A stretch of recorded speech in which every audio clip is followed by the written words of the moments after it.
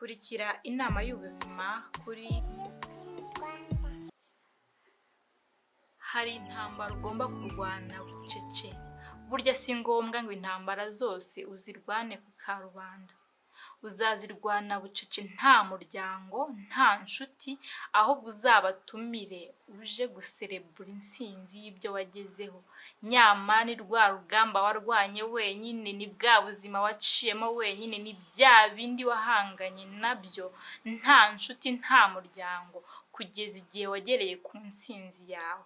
Rero ntago ari ngombwa ngo ibintu byose, intambara zose ucemo, ari ngombwa ngo inshuti zawe zibimenye, ari ngombwa ngo imiryango yawe imenye, cyangwa se ngo ubyereke umuhisi n'umugenzi. No, hari ibyo ugomba kurwana nabyo wowe ubwawe kugeza ugeze ku ntsinzi yawe, kugeza ugeze kuri ya ntego yawe y'icyo wifuza. Ahubwo bose uzabatumire ari uko intsinzi yawe wamaze kuyigeraho.